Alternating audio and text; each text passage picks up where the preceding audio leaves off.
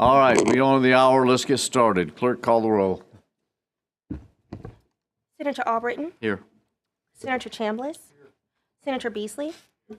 Senator Coleman? Senator Coleman Madison? Here. Senator Elliott? Here. Senator Gavan? Senator Jones? Senator Kelly? Senator Livingston? Senator Orr? Senator Price? Here. Senator Shonut? Here. Senator Stewart? Senator Stutz? Senator Weaver? We have a quorum. We'll have a number to get busy. Call the first bill, please. HB 91, Representative Hill. And I think Senator Bell is going to be standing in. Is that correct, Senator Bell? Mr. Chairman, I'm doing what you would like for me to do. Judge Hill, as we know, is still out sick, so I told him I'd be glad to cover this bill for him. All this does is we know how earmarks are in our own budget. Takes the earmark away from the jail, but lets them use that money for law enforcement functions. It's not a lot of money, but there's things they could use it for, and it's just sitting in an account. But it just allows the sheriffs to use that money as they see for law It just enforcement. broadens the use of it? Correct, that's all it does. All right, we have a motion and a second. Let's call. Any discussion? No discussion? Let's get a long roll.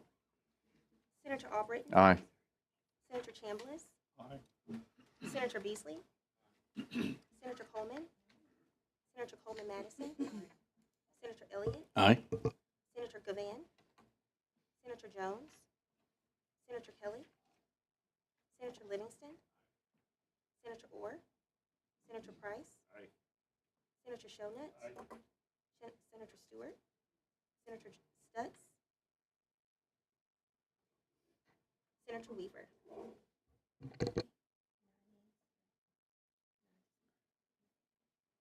9-0. Bill's given a favorable report. Thank you, Thank Senator. you. Call the next bill. HB 95, Representative Lover. I had hopes of getting this bill through today, but I see you're present. We may have trouble. I'm welcome to leave, Mr. Chairman, if you need me to, if that helps the process. I think you have an amendment here. I'm not aware of an amendment. I had an amendment in front. Welcome. You remember what I said about getting your bill through? I do. And there's a okay. lot of chairman discretion with a lot of respect back on that. So. I have an amendment in the packet, all right? Would you care to explain your amendment? Thank you. I appreciate that.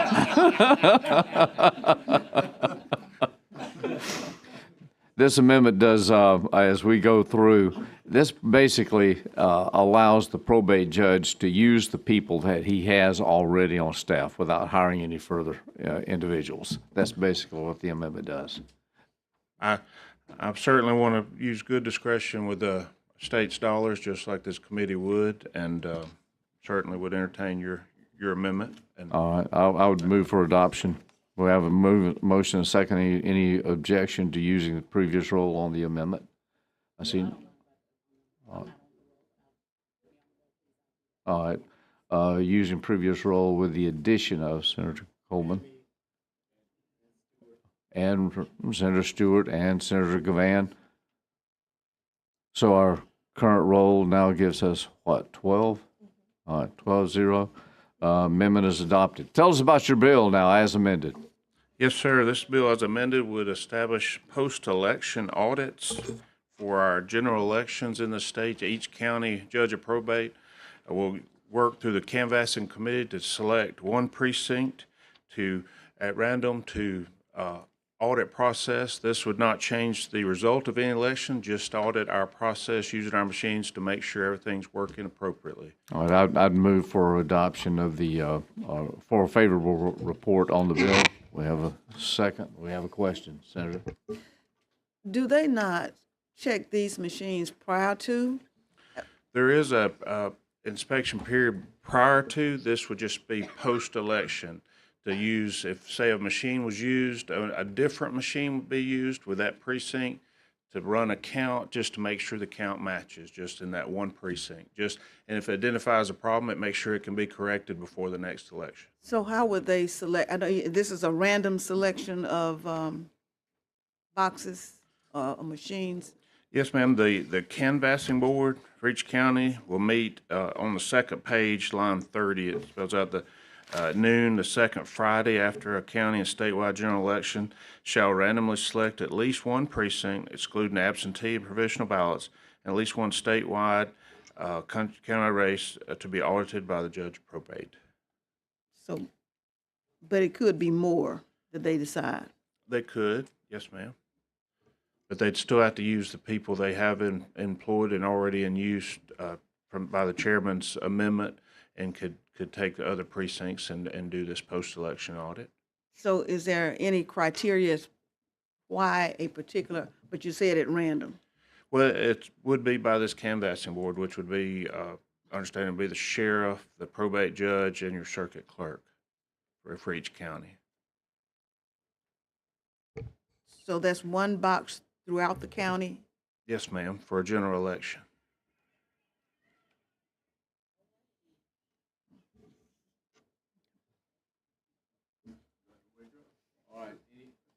Any other? Senator Van. So I know the proponents of this are going to stay mad at me, but I mean, I just don't think, I can think of possibly one election that might have gone differently than we thought it would go in a general election. And all the elections I've been keeping up with for a long time. And I mean, if the canvassing board, if there's hanky-panky business going on anywhere, they're not going to select that particular precinct if they don't want us to see what's going on over there. So my probate judge hates this, and I just don't see it as being effective in terms of, you know, again, we're talking about general elections, not talking about primaries, not talking about municipal. And when we've visited on things in the past, most of the fraud that occurs in this state apparently comes from municipal elections. We're not auditing those. So I mean, love the representative from Lee County. I don't love the bill. I think it was Senator Coleman. Thank you. Who's on the canvassing board? In the same position, really, as the gentleman. Actually, in Jefferson County, we have two probate judges. We're one of the unique county where we have two, and I think, and folks have not supported any version of this bill for the past several years. But my question is, I'm gonna let him finish talking over there. My question is to the gentleman, the line 30 portion where you talk about the canvassing board itself, right? And so, and thank you, because I didn't know if the canvassing board for every county was the same. So, of course, our sheriff, you know, our circuit clerk, and who's the third one? Sheriff, circuit clerk, and probate judge. And the probate judge. So we have 6 of them because we have 2 of each. Crazy, but we do. And so if these folks are already canvassing the entire election, why are we using the same board to do the audit? Because they're canvassing the whole thing. They're in the room already. Each of those are elected, and so there's accountability for those people, and that would be the people that were chosen just to would select it at random at one to check these machines and make sure and verify we're working. Your colleague was sharing with me, I apologize for stepping away, that the question was asked about checking machines beforehand. It's just like a police officer checks his radar gun before the shift and checks it after and make sure it's still working correctly. And I hope this audit finds there's no problems at all in our election system, and we all want to just continue to restore confidence in our election system. And this doesn't, in my opinion, reach too far as a burden, but it's a toe in the door just to make sure that we are looking at every obstacle and preventing anything that could grow into a bigger issue. Look, and don't want to kind of, just make this longer than it has to be. Maybe I'm not understanding something. So who's conducting the audit? The judge of probate, which would be So just the judge of probate is conducting the audit, correct? through their audit procedures that are spelled out in the bill. Yes, ma'am. And so then again, then maybe I don't understand that. Sure. Kind of take me through that portion of it then.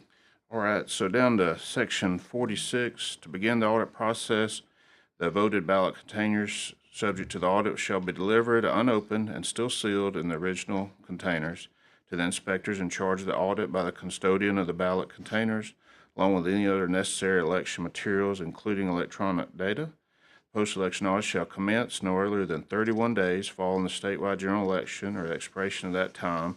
And we put that past that time to where it would not change the results of an election. And, So and, that was I something understand that. was And something that is probate judges- different than kind of what it's meant about. So then on line 48 then, the original containers to the inspectors.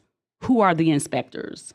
That's some people that your election official would have in place through their normal process. They have inspectors at each elections and allocated through your process as far as my understanding through your probate judge or whoever your election official is. You understand what I'm asking? Like you have the canvassing board. Yes, ma'am. A probate judge is a part of the canvassing board. Then for the audit itself, for the one box or one precinct that's audited, probate judge is over that process. But then the inspectors, I'm just trying to figure out who the inspectors are because this is just something I don't know. Who are the inspectors? I think the inspectors are those folks that are previously appointed that are in the abouts to ensure that the election's going correctly, poll workers and things that are already set up and established and are present on scene.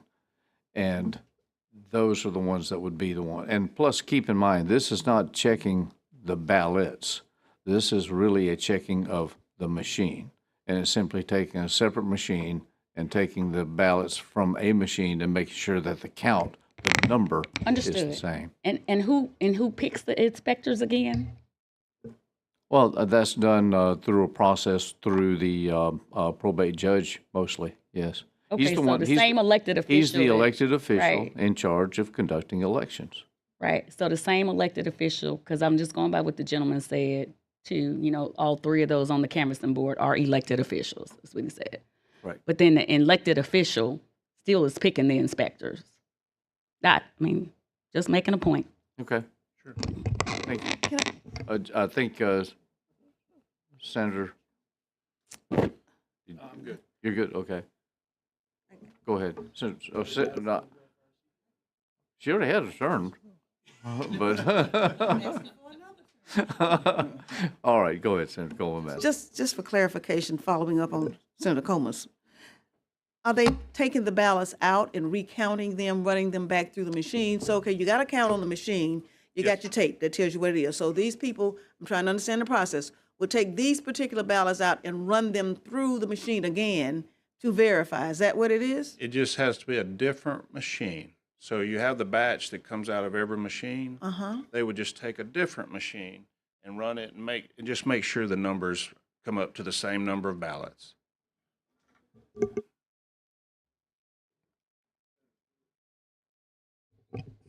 Thank you, Mr. Chairman, for this opportunity. Mr. Rules, it's so good to have you here. My question is about what happens after the results, and because I have a couple of concerns. One of my concerns is how do we make sure that the precincts are chosen at random? Like what kind of documentation? Because my concern is I don't want precincts targeted.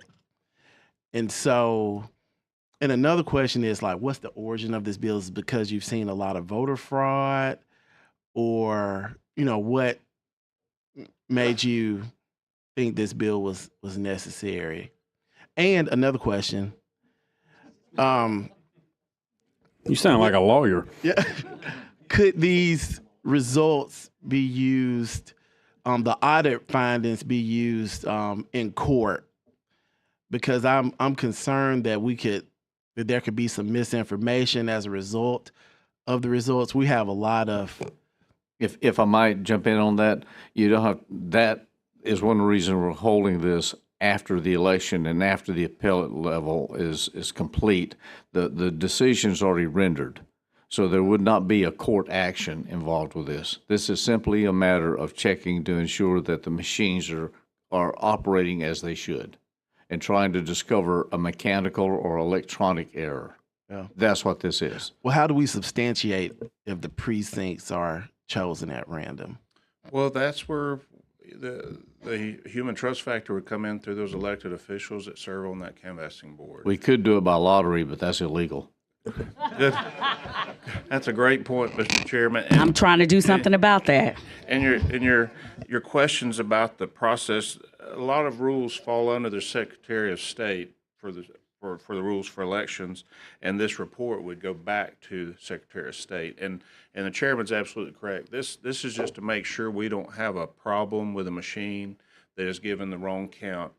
Just so you know, this was done as a pilot program, I think 3 years ago, in one precinct, and they found a problem. So the pilot just found one issue, and hopefully that's been fixed, and there is no more issues. But Representative Wood carried this for many years, Right. and she went on to greener pastures, and I felt there's enough passion out there for people wanting to help make sure we're protecting our election process, and this is just one more step to make sure and give confidence to the people of our state that we're doing everything we can to make sure that systems are working correctly and their vote truly counts in our state. So is there widespread voter fraud I in our don't, state? I don't know. I don't know there's indication of that. I hope that we have the safest, most accurate, and best elections in the state that put us all here. Senator Gavan? I'll address the last thing. I don't think it's really about voter fraud so much as it is making sure the machines count them properly. But as far as like, how does this work in practice? So after at the local precincts, the ballots are run through the machine or machines, because we got some precincts in Madison County that are too big for just one machine. So they run them through the machines, come up with a tally, and then the sheriff's deputies take those ballots back to, and they've got a procedure for security purposes, take those ballots back to the basement of the courthouse in Madison County, and then they And before they leave that precinct, they have to tape on the door Right. a copy of that precinct report too. Oh, well, they do, because I send my people around to check. And if I know if I hit the right precincts, I know what the answer is going to be. But so then there would be a procedure there at wherever. I think Jefferson County may have a building that's designated for it. But in any event, wherever the ballots are going to be held securely by the election officials, then they would go in with a different machine there and run that randomly, quote, randomly selected. And I'd actually prefer that the Secretary of State made that selection myself, but. All right, let's move along. Of course. So on line 95, section, it starts with C. It says, all expenses incurred by any county as a result of the audit shall be reimbursed in full by the comptroller. Is that the state comptroller? That's the state will have to reimburse? We may have another amendment. No, We've had some other things. these costs, We've had and some- I think we look at the fiscal note on this. I think the costs in that regard are pretty minimal, because all we're doing is taking and running the account through one machine. That's not going to be a major cost that's going to be involved with that. But Mr. Chair, what if someone calculates that cost as being the salaries for the employees that day. I mean, there could be some additional cost if that's how someone reports it. The employees, whatever, however much time. I mean, we got to pay the judge of probate, I guess. I don't know. I'm just saying that there could be some additional cost. Recognize that, and according to the fiscal note, the figure there's $35,000 per day. Okay. That's, if I may, Mr. Chairman, and just to clarify that, that is cumulative statewide. So it's Correct. not per county. It's $35,000 the estimate total for the state, because these people are already in place. They're already, the judge of probate's already under salary. There's no extra cost. And That's there's one a reason for the amendment too. there's a reimbursement already, a process already in place with the Secretary of State for these elections. So they would just submit that based on the Secretary of State's guidelines for reimbursement and be reimbursed the incurred costs. But that, Senator Weaver, you have a question? We have a motion. We have a second and a comment. I have a question, Mr. Chairman. Yes, sir. Mr. Chairman, aren't all the machines checked before the election day? yes, sir, they are checked before, and this would just be to check one machine afterwards.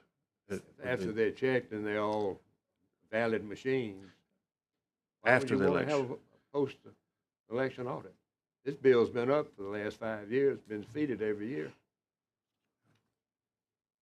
I'm opposed to it. I appreciate the comments. Let's move forward. I guess there's an objection to using previous roll, so let's take a long roll. Senator Albritton? Aye. Senator Chambliss? Senator Beasley? Senator Coleman? Senator Coleman-Madison? Senator Elliott? Aye. Senator Gavan? Senator Jones? Aye. Senator Kelly? Senator Livingston? Senator Orr? Senator Price? Aye. Senator Shonut? Senator Stewart? Senator Stutz? Senator Weaver?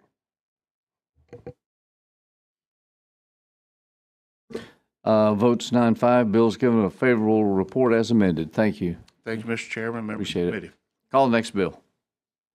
HB 255, Representative Betzel.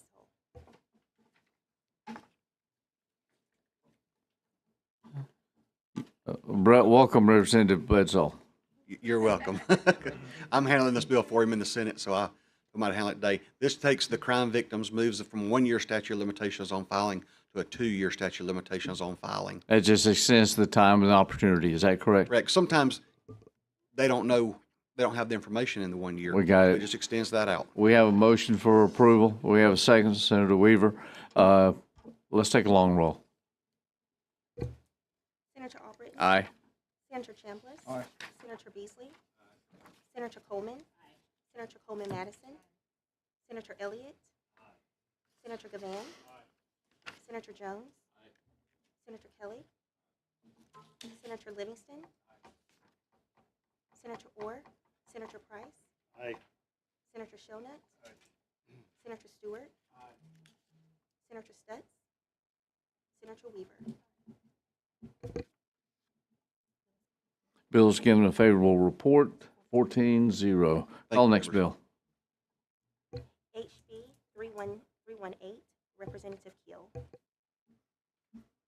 Good afternoon, sir. Good afternoon. Thank you, Mr. Chairman.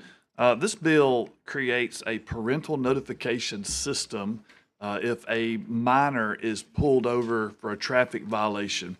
I've had this bill a couple of times before, but this time it is different in that ALEA is going to come up with a electronic way to notify the parents without the officer having to do anything on the side of the road.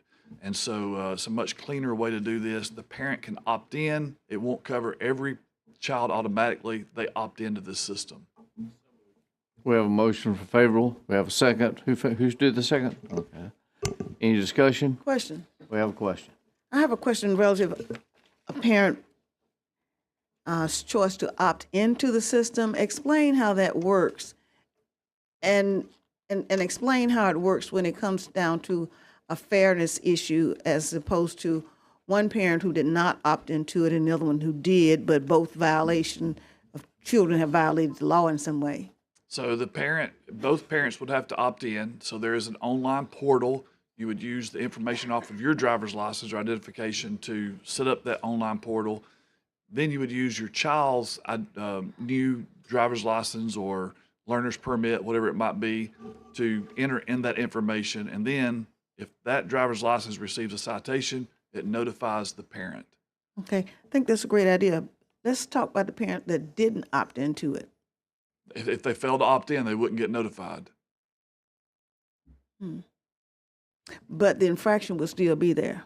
The As far as the infraction is fairness still of law. there. Okay, Yeah, the parent just decides they don't want to know for whatever reason. okay.